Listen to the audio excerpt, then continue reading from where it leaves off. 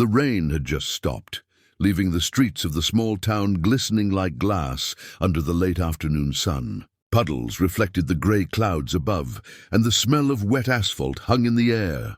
In a narrow alley behind a row of old shops, a wheelchair sat abandoned. Beside it, a young girl, barely 19, with tangled brown hair and wide, haunted eyes, stared at the ground. She had been abandoned by life in more ways than one, yet she carried herself with a quiet dignity that made her stand out, even in despair. Her name was Lena, and she hadn't left the alley in days. Her wheelchair had broken beyond repair, and her father had left the country months ago, leaving her to navigate a world that seemed indifferent to her struggles. She had no money, no family nearby, and no hope.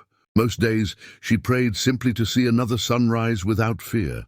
The faint sound of footsteps interrupted her solitude. A young man, about 25, emerged from a nearby garage. His hands were still greasy from working on an old engine. He was tall, with muscular arms, dirt-streaked skin, and eyes that radiated both curiosity and kindness. His name was Adrian, a mechanic known for fixing anything with wheels.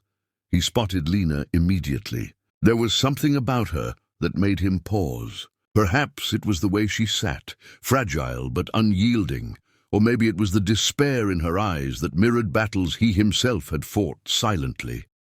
"Hey, you okay there?" he asked, gently approaching her. His voice was calm, grounded, like a safe harbor in a storm. Lena flinched but said nothing. She had learned long ago not to trust strangers. "I'm not going to hurt you," Adrian said softly, kneeling beside her broken wheelchair. He studied the shattered parts, noting the bent frame and broken wheels. You can't get around like this." "Not safely." Lena looked up at him, the first flicker of vulnerability breaking through her guarded expression. It's useless," she whispered, her voice barely audible. "No one fixes old things like me." Adrian frowned, not at the chair, but at her words. "Old things? You're not old. And some things just need the right hands." With that he stood and offered a small smile. "Come with me.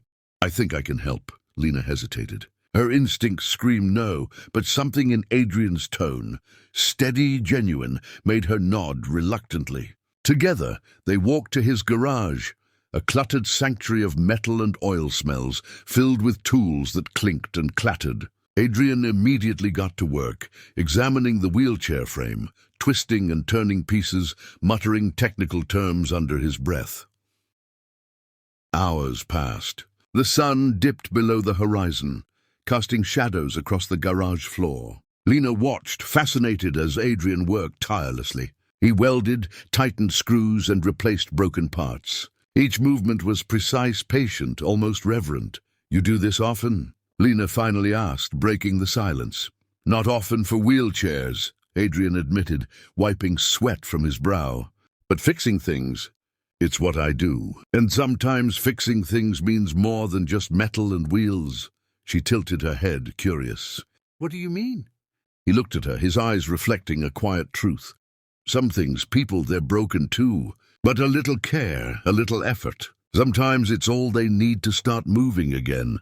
For the first time in years, Lena felt a strange warmth in her chest, a sense of hope she had thought was gone forever. By late evening, the wheelchair was unrecognizable. Adrian had transformed it into something sleek, sturdy, and almost elegant. He adjusted the seat, tested the wheels, and added small modifications that made it easier to maneuver. Then he stepped back and gestured. "Your turn," he said with a grin. Lena slowly wheeled herself forward. The chair moved smoothly, responding perfectly to her touch. She couldn't help the tears that spilled over. I can move," she whispered, overwhelmed. Adrian nodded, crouching beside her.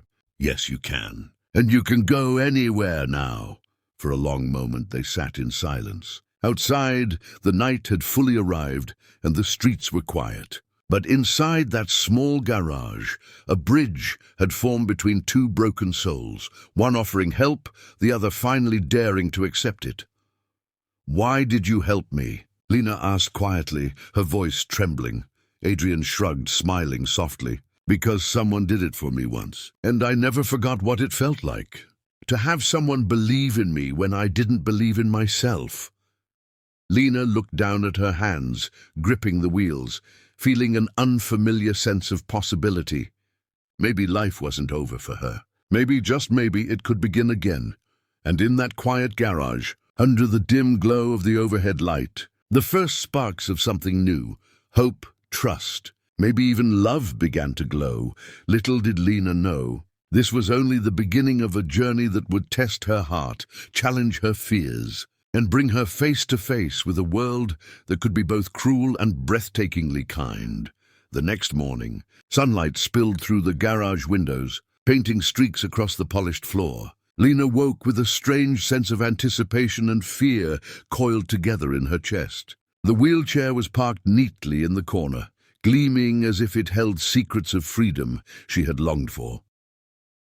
Adrian arrived shortly after, carrying a small toolbox. He didn't knock. He just smiled when he saw her.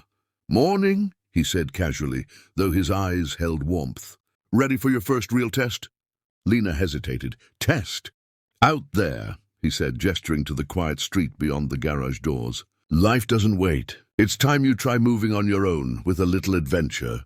A mixture of excitement and dread gripped her. The thought of venturing beyond the safety of walls and familiar shadows was terrifying. Yet something about Adrian's steady presence gave her courage.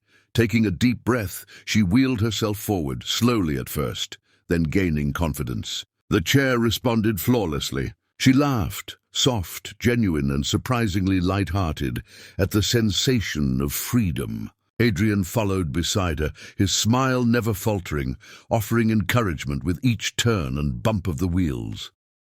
"You're a natural," he said, clapping lightly. "I think this thing was made for you." Lena felt warmth spread through her chest. She had spent years trapped in fear, isolation, and silence. Now, each movement felt like reclaiming a piece of herself she hadn't realized was missing. As the days passed, Lena and Adrian grew closer. She helped him in the garage, learning about engines, gears, and welding, while he showed her the quiet joy of making something functional out of chaos. They shared stories of loss, dreams, and fleeting moments of happiness. Through laughter and tears, a deep bond formed, one neither had anticipated, but both silently craved. One evening, as the sun dipped low over the horizon, painting the sky in hues of amber and rose, Adrian suggested a small trip outside town. "There's a lake a few miles from here. I think you'd love it. Calm water, no one around. It's perfect to just breathe." Lena hesitated.